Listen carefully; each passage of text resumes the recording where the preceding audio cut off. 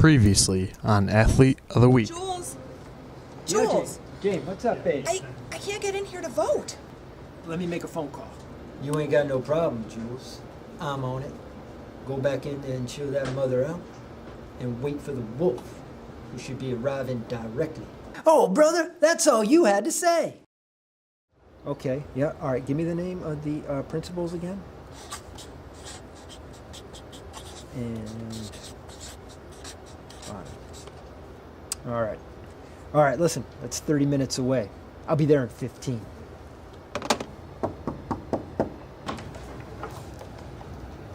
Hey, man, I thought they were sending a wolf. Yeah, well, the wolf got arrested for speeding on the way over, so they sent me. So, pretty pleased, with sugar on top. Vote for Athletes of the Week.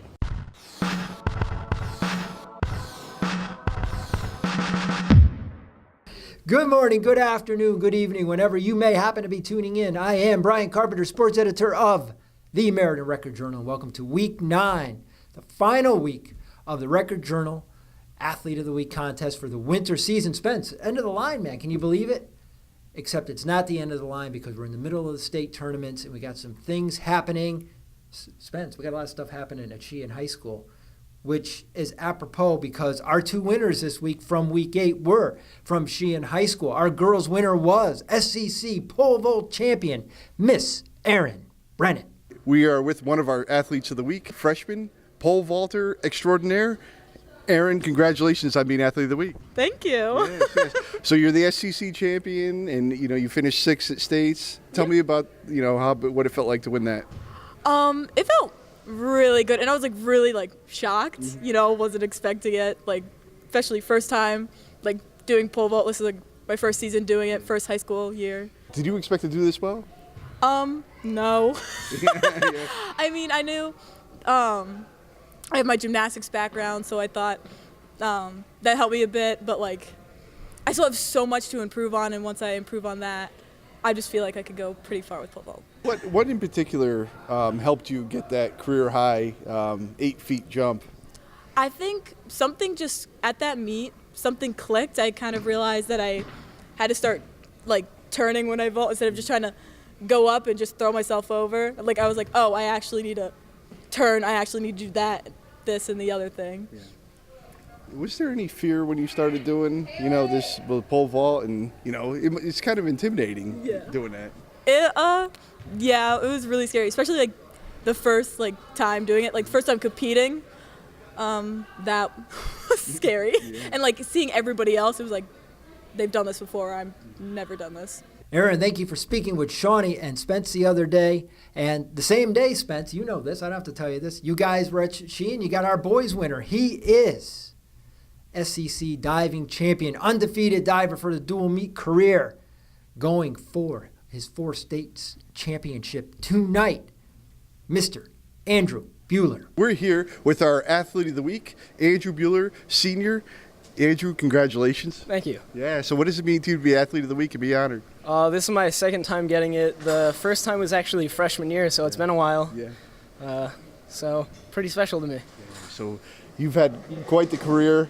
You're going for your 4th straight state title this week. Yeah. What are your expectations going into that? Expecting good scores, hopefully. Hopefully be on my A game just like SECs. That was probably the best I can ever do. Tell us about SECs. What made you so good that day? I don't know, just I was hyped up, I guess. Couldn't sleep the night before, actually. But I was just hitting every dive. Felt really good, kept the momentum going. Felt good.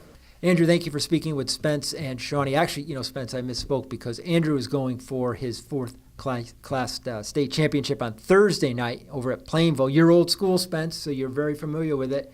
And my money's on Andrew, man. I think he's going to be a 4-time state champ. And not too far after that, we'll be picking our all-record journal swim team because their state meets are next week. All right, and on diving, we're going to dive right into our Week 9 nominees. And our first nominee is a diver. She is a diver. She is, and we're breaking new ground here. She is from Coginchaug High School, Miss Elyse Boothroyd. First time we've ever had an athlete from who's not from our core schools be a nominee. But look, Coginchaug co-ops with Lyman Hall in boys swimming. And Elyse, she dives with the team, and she's a good one, man. She was third in the SEC with an 11 dive score of 383.45. See it up there, Spence, on the Magic Dry Erase board? 384.45, 11 dives. That's Coginchaug's 11 dive school record.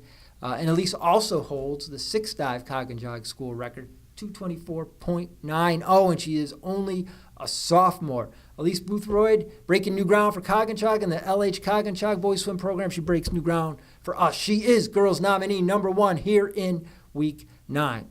All right, second and third girls nominees, we're going to space them out a little bit, but they are both Wallingford girls basketball players. We're going to start first with, from Lyman Hall, Miss Theresa Lynch. We wanted to acknowledge what Theresa has done not only this season, but throughout her career. Senior forward for the Trojans, Coach Tom Lipka's club. They beat Brookfield in the first round of the Class L tournament this year, their first playoff win in 5 years. And, Theresa was a big part of this team. She wasn't the big headline grabber, but, she was a blue-collar type. Sean loved her, by the way. Sean spoke very highly of Theresa, just the work she does, setting the picks, getting the rebounds, getting down in there, down in the nitty-gritty. You need players like that, and that's what Theresa was for Lyman Hall, and it shows because she's going on to play at Manhattanville College. Theresa Lynch, good to have you aboard. Girls nominee number 2 here in week 9. And our third nominee, she is from Sheehan. The Lady Titans alive and well in the Class M tournament. They play Weaver in the quarterfinals Thursday at home, 6 o'clock. Write it down on your calendar. Our nominee, Maddi Larkin. She's a junior and a lot like Theresa Lynch, one of those glue players. And I use a term that Coach Mike Bueller used when describing Maddi Larkin. She's a glue player, does a little bit of everything, keeps the team cohesive and tight, heading in the right direction. And the Lady Titans certainly are. We wish them well tomorrow night against Weaver in the Class M quarters. In the meantime, Miss Maddi Larkin aboard as girl nominee number 3. All right, let's jump over to our boys nominees for week 9. And since we were just talking about the Sheehan girls playing a quarterfinal game on Thursday, we're going to talk about the boys team that will be playing a state tournament game on Thursday night. Of course, it is the Wilcox Tech boys team. They are playing West Haven over at Maloney at 6 o'clock. And our boys nominee number 1 is from Wilcox Tech. He is senior, Mr. Bryce McClendon. Now, hey, we had DJ Ransom nominated early this year, scores over 2,000 points. John Soto was a nominee earlier this year. He just went over 1,000 points. Glad to bring Bryce with you because you know what? He's been a 4-year player for Coach Randy Farkas's team, been a big part of that team, doing so well in the CTC, making a run to the state semis last year in D4. They're up in D3 this year. They're playing West Haven at Maloney tomorrow night. And Bryce McClendon is a big part of it, man. Talk about glue guys. I guess that's our theme this week, along with Scooby-Doo. We got the glue, man. Bryce McClendon, 6.3 points a game, 5.3 rebounds a game, about 3.5 assists and steals. You get the picture, like Theresa Lynch, Maddi Larkin. Bryce does a little bit of everything.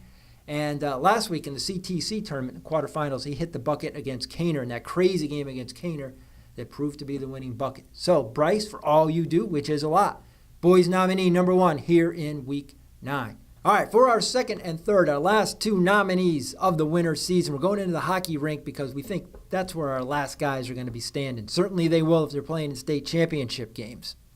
All right, our first boys nominee from hockey. He is from the Hall-Southington program, and he's a Southington kid. He is Mr. Bobby Allan, only a sophomore forward, one of the leading scorers, though, for the Warrior Knights, 18 goals, 13 assists. He had a hat trick against WMRP in the semifinals of the CCC South Tournament. And that final goal came in overtime to beat WMRP. And you have to forgive me, Spence, because every time I say that, I think of WKRP in Cincinnati from the 70s, that show, before you were born. It dates me, I know, but these co-ops are crazy in hockey. Hall-Southington, they didn't make the state tournament. They did have a nice run, though, in the CCC South Tournament. They got to the finals, lost to E.O. Smith. In the championship game, Bobby Allan, 2 more goals and assists. We're looking forward to seeing him his junior and senior years. For now, Bobby, good to have you aboard as boys nominee number 2 in week 9. And our final nominee, that's right, who else? Mr. Tyler Robertson from the Sheehan hockey team. 2nd year in a row, Sheehan wins the Division III championship in the SEC/SWC conference. And for the 2nd year in a row, there's the guy who was the most outstanding player. He beat Hand in the semis 2-1. That was a big win for Sheehan. And then in the finals, they just destroyed JW. Here we go again with these acronyms. It's crazy. Joe Barlow, Weston, Abbott Tech put it together. It's JBWA. I'll tell you what, man, Sheehan, they blew it up. Tyler kept them out until late in the game, 10-1. And Tyler was named all-conference second team, and rightly so. And I'll tell you what, Spence, remember in the spring we were talking about Cheshire baseball? You could see their state championship coming from like 5 miles away. I don't want to jinx anything, don't want anybody to be cocky. But the Sheehan Titans, man, they are playing some serious hockey. And here's the guy in that, Tyler Robertson. You are boys nominee, third and final, last one of the season. And I think the Sheehan Titans, well, we'll see what they do. They've got a quarterfinal game, so does Lyman Hall tomorrow. Cheshire plays on Friday. We got a lot of hockey yet to play. We got a lot of voting yet to do, too. Final contest of the winter season. From now until Sunday night, you can go online, myrecordjournal.com/sports. Vote for your favorite athlete. We'll bring you the winners next week for the final show of the season. For now, I am Brian Carpenter, sports editor of the American Record Journal. Good luck to our teams that are still alive and kicking in states. Be good.